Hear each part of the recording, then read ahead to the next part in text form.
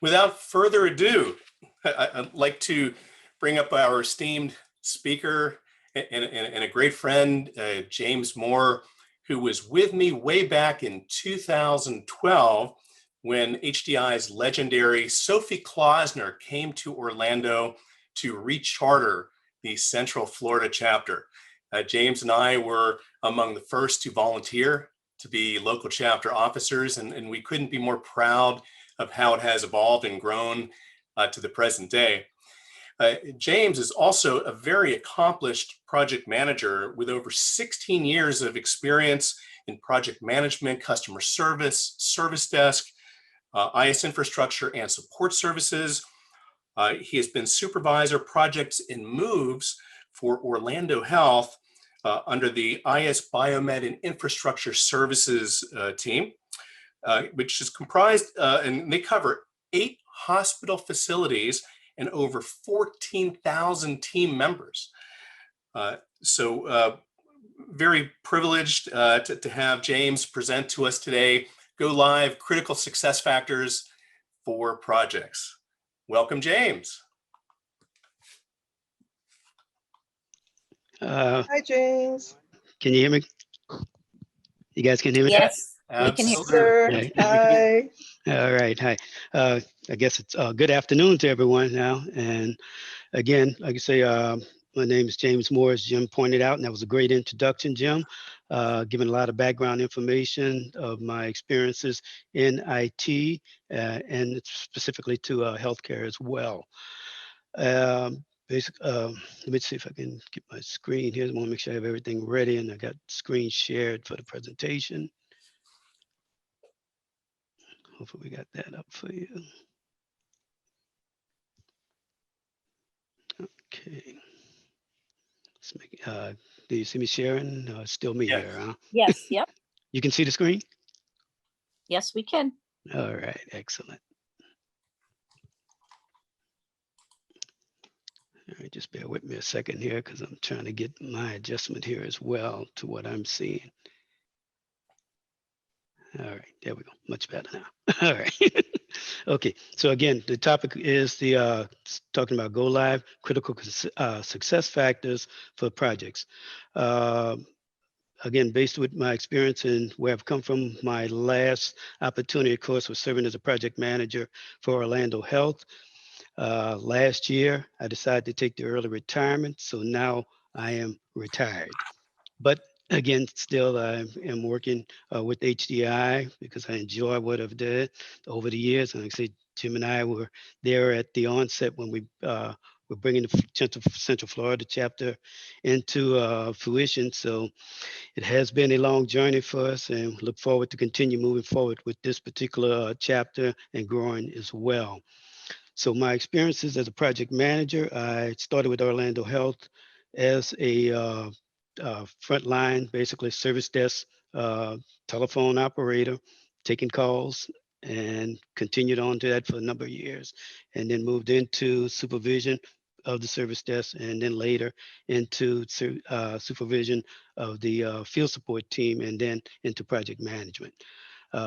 And as Jim noted, I've done a lot of projects. The hospital is continuing to grow. Pointed out there was servicing 8 hospitals. Now we have 9 hospitals that we're working in with actually 10 now because we keep bringing all these projects. As I was leaving out, we went live with our hospital over in the west side of Orlando there. So. And of course, we also just partnered within the latter part of last year with the Osceola Hospital, St. Cloud Hospital, which was a partner of ours when I first joined the hospital, and now they're fully under the Orlando Health umbrella. So projects has been the mainstay of my career, even not as a project manager, but just working both in IT and also in former jobs as well. As we encounter projects day to day, no matter what. There's always that constant knowing of that something needs to change, something new needs to come into play, or something existing needs to be renovated, and thus cause the performance of wanting to bring in a project. So with Project Go Lives, the big stages that we refer to it as that is the point in time where development of the project or what the service that we want to accomplish gets produced. This is where then the service itself is basically put into place. Customer looks it over and enjoys what is happening or doesn't enjoy what's happening, depending on what the outcome was. But this is the point in the go live session where it is the handover, where we want to take that functional product or service and present it to the organization. So what my discussion is going to be here today is just basically going over some what we call critical success factors into a project itself. I know my cohort and chapter member Joe gave a presentation of a go live for them in our last chapter meeting, and so this kind of branches off into the same thing what Joe was going over, but more so what actually comes from when the project manager is looking at it and trying to work his project in and become successful with whatever that function or service that is going to be provided here. So those factors that I like to look at as far as in the success of a project, it's basically 5 points on the store I look at.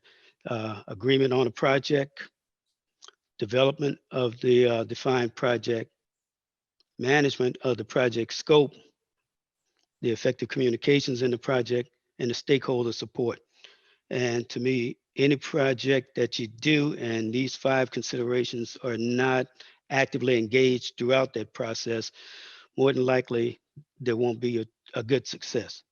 You know, you may be able to accomplish some parts of it, may get some, but the overall process there will end up being when you go back and do the follow-up or what we used to call the post-mortem to the project itself. That did we kill it or were we actually able to truly go live with it? So we'll go ahead and start first looking at the agreement of the project itself. And this is really the big part where you and your customers, stakeholders, everybody that's going to be involved or related to the project itself needs to be on the same page. You know, they need to make sure that there's agreement from everyone, that everyone understands what the purpose is and what the overall goal of the project is going to be. Part of the project is the fact that it should be very specific. You cannot have a project that's willy-nilly where you're going in all places in all directions, and it has to be measurable. So you need to be able to come back at any point in time in the project and say, this is what's going on. This is where we need to go at. Here are the numbers for the folks that have to crunch numbers. Here are the dollars being spent for the folks that have to pay for the project. You know, here are the services that we're going to survive for the folks that will be providing a service or the functions that will need to incur in the project itself. And that everybody has to have that same understanding of what that desired result and effect is going to be in order for that project to be successful. Next one is, of course, is when we're looking at the project that it needs to be clearly defined and developed. One of the things for a project manager is that project plan that basically includes not only just the assignment of responsibilities, but also the accountabilities of that. And that project plan needs to be more than just about scheduling. A lot of times we get caught up in projects and say, okay, we're going to build this hospital in 6 months. That's the schedule we're on. No ands, it's a but. We need to stay with that. And that's what we're going to do. And a lot of times in that development, we have to truly take into account exactly everything that's going to be part of that project will be able to be successful in 6 months. If it can't turn in 6 months, we need to be able to let the stakeholders know, everyone that's involved, what will it take to get us there. It may not be 6 months, it may take a year.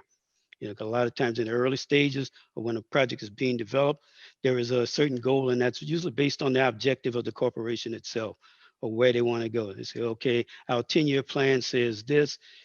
We're right now at this part of that 10-year plan in the year.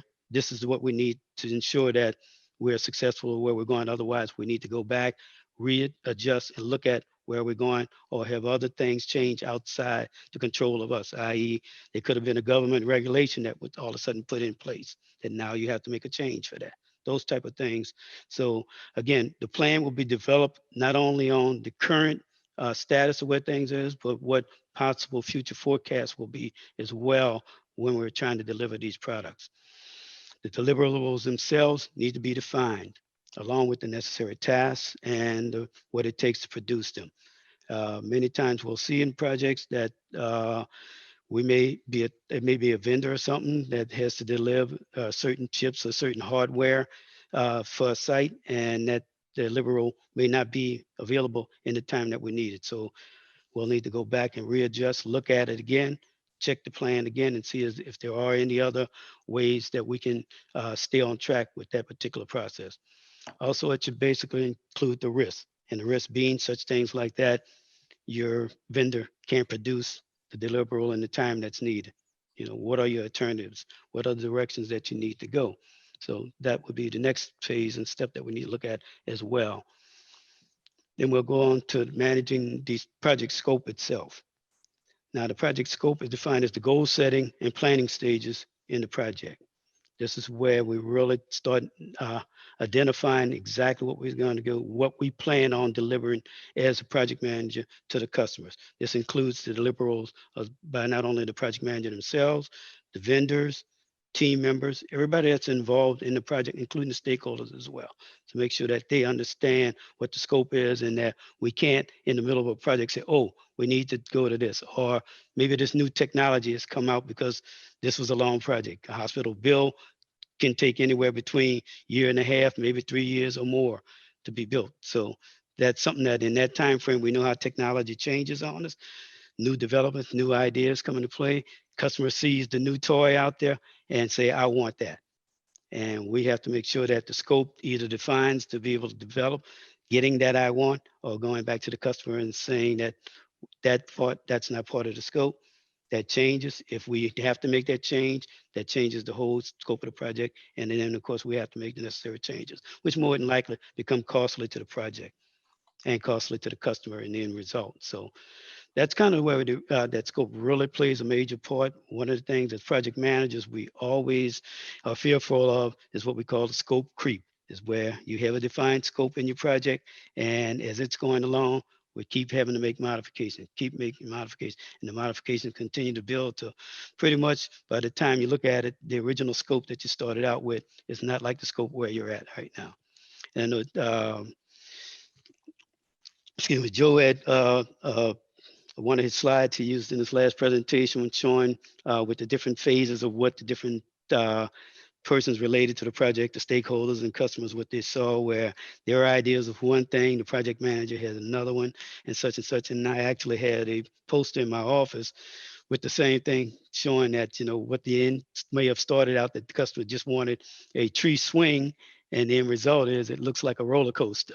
So so that's kind of where scope creep would come into play, that you keep changing and changing, and next thing you know, it's nothing like what the original idea was. And so that's what, as project manager, you're always alert for looking for those changes and how you can necessarily manage those changes in your project itself. Next is effective communications.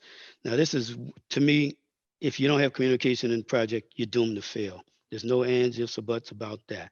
You know, the operative of the communication channels are needed so that the stakeholders are constantly informed and updated on the process of the project.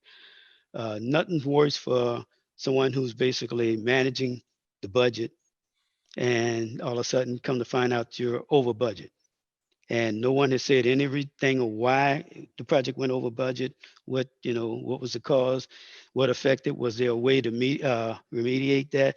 Is there money that's going to be planned for this, that the vice president or whoever's the senior leadership person that's in charge of the project, are they aware that it was a budget overrun and they've made accords in their budget to go ahead and facilitate the overrun, those type of things. So if that has never been properly communicated throughout the channels, all of a sudden becomes a big question. And this is typically where then you start seeing folks lose their job. And it's the sad part is that it's easily done, but yet it's the hardest thing to do in most, but not just projects, but just in overall operations themselves. But there has to be effective communication throughout the project from the onset. That first set, when there's an idea that comes across and say, hey, we got this project.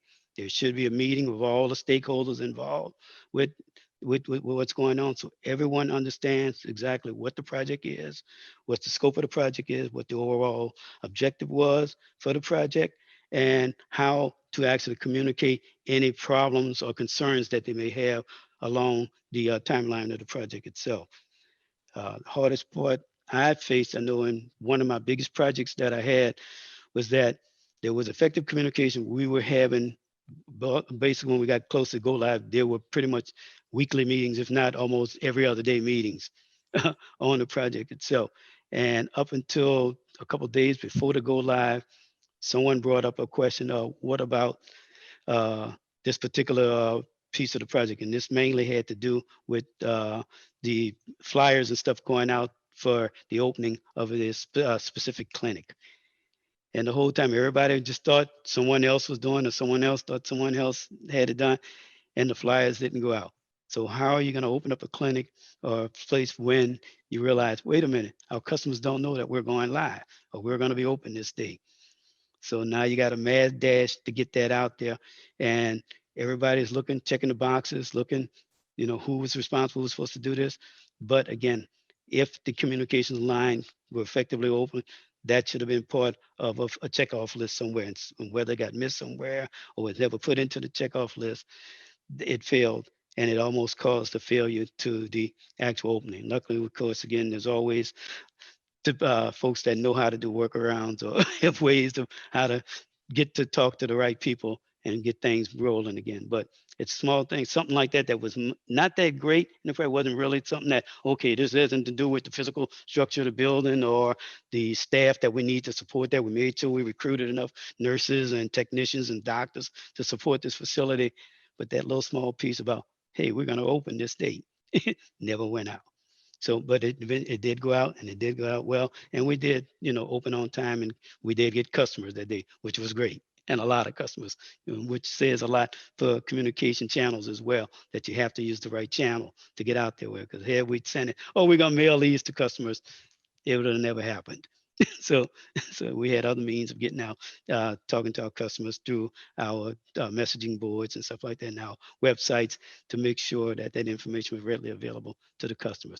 So again, all the integration and stuff in a communication plan has to be there, and it has to be true to what the service or the function that you're planning in the project that's going to occur, so that everyone understands what's going on. Because again, failure in communication means failure in the project itself as well. And then, of course, the last thing, of course, again, will be the stakeholder support. This is where it starts. This is where it ends. The folks, everyone that's involved in it is a stakeholder. A lot of times they say, well, the stakeholder is the person who's controlling the money. The stakeholder is the organizational leadership. No, the stakeholder is everyone that's involved. Everybody, whether you're the person that's sponsoring the project, that's basically trying to add value to the business and solve whatever pressing solution there may be out there for the organization, it's not just there. It's everyone that has to be that's part of it, that will be functioning on, and more importantly, the folks that are going to actually be part of that actual go live. When the project says we're ready to go, here's the service, here's the function. So that's the biggest part, and more than anything else, is that the stakeholders are there. They're ready to give the support. Nothing in a project goes unnoticed when you run out of support for the project. And in large organizations, there's multiple projects going on. So it's not one where it may be a onesie twosie. Say in the IS department, we may have 3 or 4 projects going on, but the overall organization has hundreds of projects going on. So how do you go and prioritize those projects? Organizations typically give it some type of ranking, whether it be a monetary ranking, a schedule ranking, whatever it is, but they try as much as possible, as in the hospital setting, to triage what's going on. So to make sure that the real top priorities, the ones that will basically affect the organization or hinder the organization as such, are looked at in greater detail, may have given more support, more resources may be available to them. But that doesn't say that they're not critical. Just because it is a hospital bill that's a major project, if there's a government regulation says, okay, your fetal monitors and stuff need to have this particular bill or this change made to it, that could stop everything. And all the resources and stuff that you have available may need to be pointed to just that one project, because of that change in the government regulation. So that's part of what your PMO or your project management organization has to perform. They have to come in and keep tabs on all the projects, manage those out, and an organization that has a good matrix where the PMO is fully engaged in the organization, there typically will always be success in the organization. It's only when there's some division or siloing between organizational functions and the PMO function, where then you'll start to see problems exist where projects are not coming in on schedule, not coming in on time. They're running over budget and stuff like that. Because again, you have to have that joining of everybody involved. So that true stakeholder support goes all the way throughout the organization, from the CEO all the way down to basically the everyday team member and stuff that may think that, hey, I don't do much here. I'm just getting paid because I'm supposed to pick up the phone and just answer a few questions and I'm done. Well, that's again, if there's a project going on, if something goes on that we need to do, that call that you take means a whole lot to the whole organization, as with anything else. And a lot of times we tend to forget, that the folks that are working the phones, folks out in the field that are actually doing the grunt work and stuff out there, they have a critical function within the organization, and especially within the project. So to get that particular success, hit those critical factors and stuff that we talked about, that's what it's going to take. It takes everybody's involvement in there, and without that, the project success typically won't happen. So let me go ahead and summarize everything. Even though I consider that these go live success factors, these are the things that will help you to basically get that function or that service that you've been project to do to be successful. These are the 5 things that I like to look at and say, hey, if these are in place, there more than likely will be a success. Rarely has I seen that if you have all this in place and you're not successful. And if you're not successful, man, you just had some bad luck on this one. Plain and simple. But definitely, and they're not in any specific order, but they need to be there. And coming short of either one of those things typically will cause problems with the overall success of the go live of a project itself. So making sure that there's always agreement in the project goals, everybody has a full understanding on there. It's truly defined.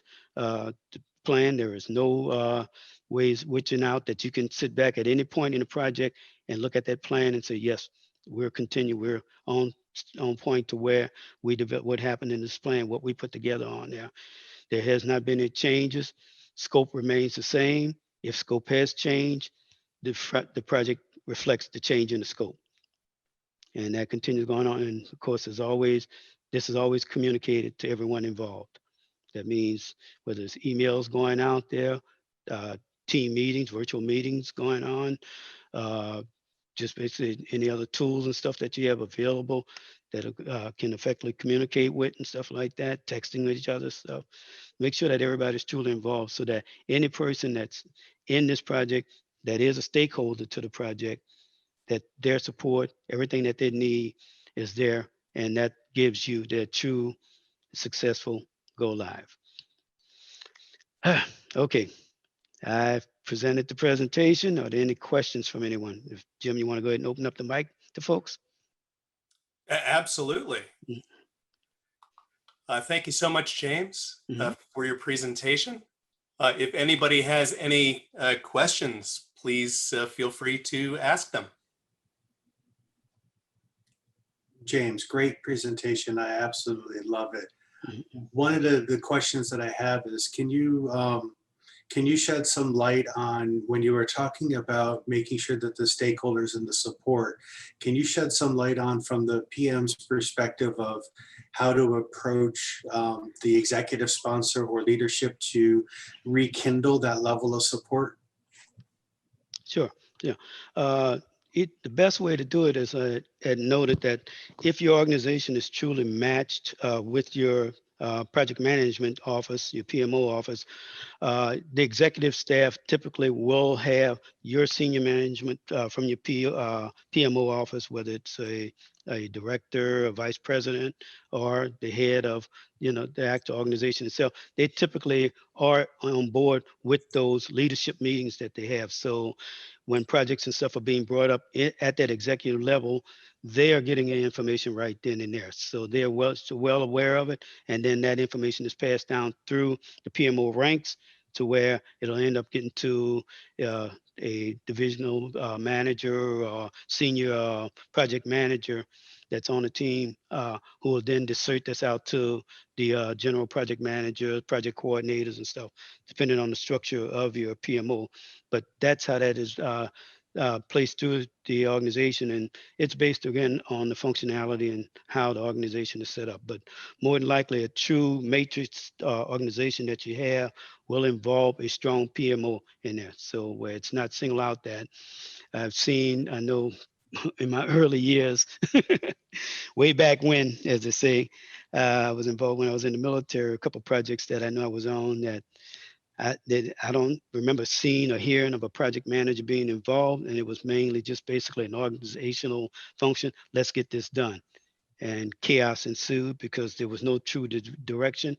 And that's one of the main, that's your function of your PMO, that when they're in there to the project, they stay project oriented, that they make sure that if there are questions or there are concerns, they have to look at it. A lot of times the PM is the jack of all trades. They may not know everything about the specifics. They may not be the subject matter expert on it, but they know how to get in touch with the SME. They have them part of their project teams and stuff. And so they're constantly reaching out with them. So as a project manager, you're in a lot of meetings, you're doing a lot of communication, and you have to stay abreast on and stay up to date. You're using just about every tool that's available to you.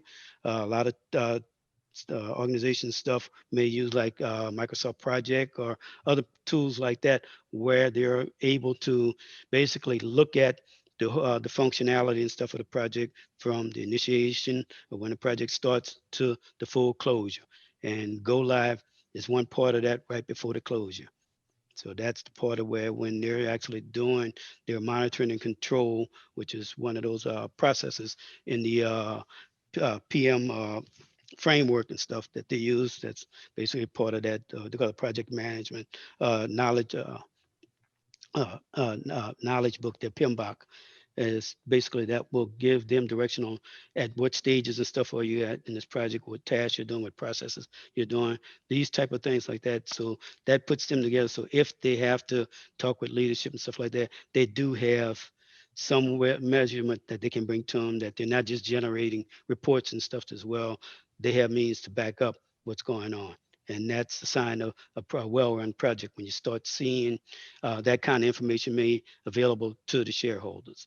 So no shareholder at any point in the project should feel that something got missed or got lost, because then that became, as I mentioned earlier, one of those successes that either wasn't communicated properly, scope changed, there was a change in the original plan, resources not available, those type of things. If that comes up, you need to tackle those. And you need to look at those type of risk factors. So for someone that's actually say, okay, how do I know? How do I get with leadership and stuff like that? From a project manager standpoint, you talk with your PMO, because they will have the answers on there.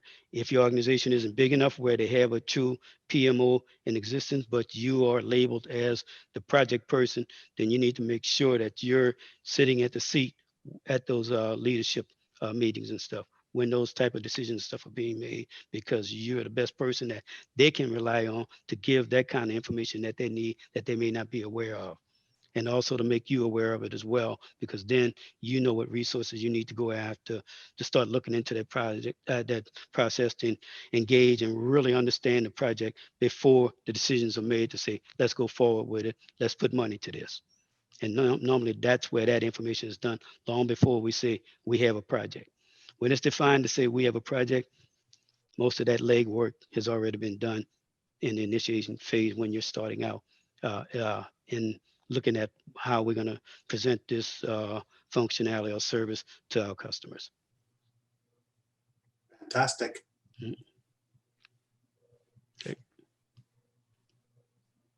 Any Yes. other questions? See, Mr. Moore, I was going to ask you a question, but you answered all my questions. Okay, well, go ahead and ask. I may have missed something out of it.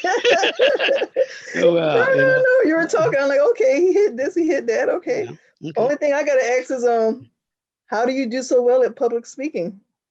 How do you control your nerves? Because I know You're not seeing myself, under the screen what's going on.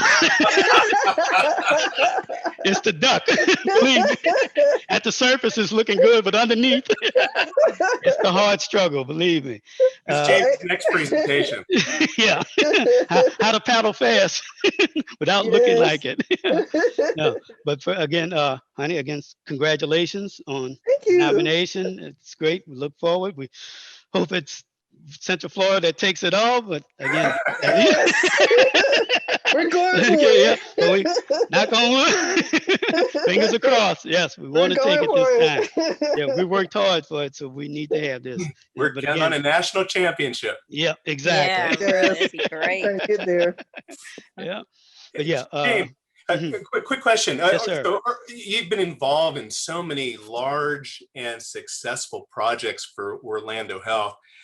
Are there any, from your vast experience, either from what you've seen or you've heard from friends, are there any typical areas of breakdown or warning signs that should alert any of us that are, participating today in the web conference that they should have concerns about how well the project is going, and should raise the flag to either their project manager or project sponsor? Are there any typical areas? You spoke a lot about communications. Clearly, scope management's really key, and resource allocation is key. But what are the most common pitfalls that we should be aware of? Well, one of the things that I looked at as I'm working with the project and stuff was basically come from the resources. At the onset early in the project, when we're gathering the information and stuff, when a determination has been said, okay, we have a project in place. The first thing I have is a meeting with the separate portions of the project, whether it be the leadership itself, the actual SMEs themselves, and then I'll get all the way down to once I've kind of basically went down, pretty much down the ladder, starting from the top. If I had questions about anything, okay, Vice President, you said you wanted this particular project involving, say that I used the example earlier, talking with fetal monitors. If a government regulation came out and said all of a sudden fetal monitors needed to be updated, they found something going on with say this particular manufacturer's monitors, and it's simply like you would have with airplanes. Recently, what we had with the 727s when they started having problems. That's a project issue right there. Someone had to come back in and say, okay, we need to find out what's going on. A project manager got assigned to it, saying, okay, what's happening with that particular aircraft? Why is the engine failing? What's going on? What has changed in there? Let's look at the historical. What they've been at? What's the service look like? So all those questions stuff we brought up, you get the teams together and stuff like that. So we need to break this down. What kind of timeline that we have? While these planes are down, how much money is the organization losing? If these monitors aren't working, what do we have here? This is for, with the monitors, that's life threatening. Of course, with a plane going down, that's life threatening too. But at least that one, you don't have to put it out. The monitor needs to be there. As long as you got patients in that room, you're going to have that. So those kind of questions stuff get brought up. You start asking, okay, what do we need to do? Where we need to go? I've always said when something like this occurs, there's a discrepancy. Usually it comes out either you're in a meeting and someone, like I said, brought up a question. Oh, what about these flyers? And if no one immediately responds, or everyone has the look of the deer in the headlights, then you say, okay. So you start flipping through, okay, was this part of my checklist? As for me, that probably wasn't in my, wheelhouse of things that I needed to get done, but it's associative to my go live. So it may not have had a critical, let's say a critical flag before you just put toward it. It was just one of those things, okay, need to know. just make sure that question gets asked at this time, put in somewhere along in your chart and stuff, your planning, your scheduling chart to say, okay, at this stage in the project, make sure that we know about the flyers that have been put out. There's nothing to do with you, but that's something just that you need as a side note, because it eventually, in the end, you're gonna need to make sure that was done. And if, of course, I didn't have it in my list on it, I have it now, but that was a learning lesson for me. Because again, it says, okay, even though it wasn't part of me, I've never seen it for somebody easily had always done it in projects, got it done, it was there, but then it happened. And now you're looking back and forth. And of course, folks will look at the project manager. Well, what do you know about this? Well, I'm IT project manager. There's another project manager that's senior to me on this particular episode, because there are other things involved on it as well. So when you see that, you're talking to them, okay, did we miss something? I know we have our meetings and stuff where we're talking, and they're looking to say, yeah, I had it here. And then you start going back and you're doing basically the investigation and stuff, and start looking at it and see what happened. And now find, okay, how do we correct this? But sometimes that's where it will come up as a question like that. One of the other things I'll look at, if I'm coming into a project and as I'm talking with the leadership folks that are there, and they say, oh yeah, by the way, we purchased this, this, this, and this, but the project hasn't started. How did you get to purchase this? Where was the money there? Oh, that came from something else, but that's not part of the project. So now you're trying to put something into scope that's not part of the project. We need to go back. Can we put this in as part of new scope to the project? Otherwise, that can't stay in the project, because otherwise it's causing problems to the project, and truly someone up above is going to have to make that decision. I'm presenting all this information. Here is where we need to go. Here are the pluses, here are the minuses, or pros and cons of what we need to do with that. And those are the things that can say will come into scope creep. So as a project manager, you're always looking for subtle changes. It's not the big stuff, because the big stuff, if it's going to happen, it's going to already be out there, and usually it'll happen before you know it. But it's usually the smaller things that you're talking to your resource teams, and one of the team members saying, you're asking them, when can I have this? And they're saying, right now, I have no place to put this on my calendar. But yet you know that team member was allocated for time for this specific task. So now you have to go back, talk to the functional manager, that team member, find out what's going on. Is this team member all of a sudden has gotten overbooked?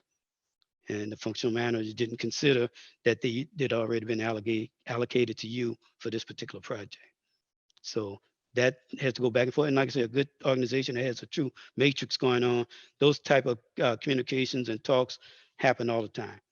And normally, if a manager is coming up with resources, they're looking for resources, they'll already know, because they're looking at the projects and stuff their resources have been assigned to.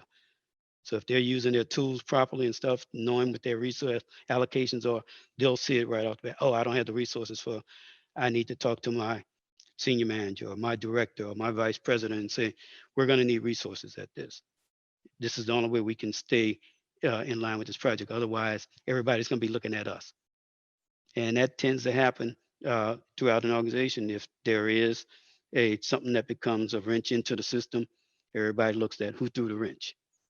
So, but again, if everybody's communicating, it'll already be known, or it'll be brought up early enough in the process that where you'll find a way to remediate and find some type of workaround to take care of that as well. Jim, you muted, you said something? Yes, thank you. It was a very thorough answer. Any other questions for James? No, I want to say thank you. You're quite awesome. welcome. All right. No I've been problem. waiting. I've been waiting to hear you talk this whole time. I was like, I wait Yeah. till March to hear him talk. Okay. Well, I'm glad it's over. You did great. You did great. Thanks, guys. One good thing to add. Yes, sir. I certainly don't want to monopolize the Q&A, but for anybody who wants to learn more about project management best practices, what sources do you recommend? Whether it's books or the professional association, or any other recommendations that you can make for all of us who want to get better at project management? Well, I'll give you Understanding. two resources to look at. First, look in your organization. If your organization has project managers, that's the best resource to get real world answers to your questions and information about project management itself. Because whether it's just one person in the organization or whether it's 50 people in organizations that they've labeled as part of the PMO, they can give you a wealth of information because more than likely those people have been doing the job for eons. And even if they're new to it, like myself was when I went into it, it was totally new, something different. But when I got in, I realized I've been doing project management all my life. And you start thinking about it. Wow. When I was working on the service desk, before we went live on stuff, I was asking questions. Hey, we ready to go live? Are you sure? Wait a minute. When are we getting training? Where's the training at? We're going live when? Tomorrow. Where's the I training? know, right? Yeah. 3 hours. Oh my Yeah. gosh. So that's a stakeholder right there asking questions, what's going on? And that's what you are. And anytime, you're looking at, what you do day in, day out, well, it's a project, especially if you're bringing something new into the organization or changing something that is existing. And I know, as Joe had mentioned in his organization, that they were changing, one of their applications, and that was a major undertaking for the organization because you're now going from something totally different, and so you got a lot of questions, especially when it's getting close to time to go live, and if those questions haven't been answered yet. So you want to make sure, because nothing worse is you pick up the phone and the customer said, "Yeah, that new EMR that you have, how do I use it?" And you're looking at EMR. What is that? What does that stand for? What's going on? Oh, hold on a second. Let me put you on hold. Yeah. Anybody know anything about the EMR? What Yes. what is that? Okay, yeah. Well, how do you do that?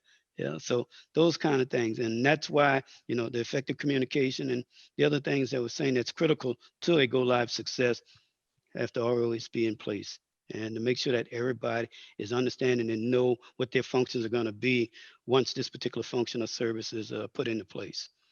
The second person you want to go to, what you need to go to if you want to find out information, PMI.org. That's the national organization that basically does the certification for project managers and project management type related certs. There's a wealth of different types of certifications that you can get, but it's right out there. It's open.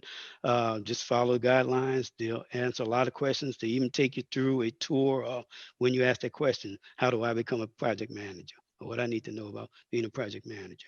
And you join it. I forgot what the fee was. I think, yeah. I know to take the test is like $400. So it's not a cheap test, but it's called investment. Because once you're certified as a project manager, you pretty much open up all kind of doors. It's like buying a house. Until you're a homeowner, you just seem like I can't get nothing. You get a house, everybody want to be your friend. Yeah. Right. Yeah. So yeah. So that's the other resource to go to. A lot of information, a lot of history behind it. But again, like I said, we knew projects have been around ever since they created the first wheel. We know the wheel was a project. We know the mission to the moon was a project. All these type of things, a project. Your day to day at home, you have projects. If you're like Yeah. me, you're married to one. No, no, I'm sorry. It's a project. Yeah, Well, James, thank you yeah, so so much much. for your great presentation and Thank you. this wealth of information. Mhm. Thank you, everyone, for taking the time to get together this afternoon. Don't forget, our next HDI chapter event will be on Wednesday, April 28th, when we will have Robert Half Technology sponsoring our event. We'll have our locally based Amanda Honer and Casey Stapleton presenting managing, hiring, and onboarding employees remotely, which is a very relevant topic, and it has been for the last year. It will also be at 12:30 Eastern time. So look forward to seeing you then. Have a wonderful day and a great week. Thanks, All everyone. right. Bye. Thank Thank you. you. Bye-bye. Take care. Bye.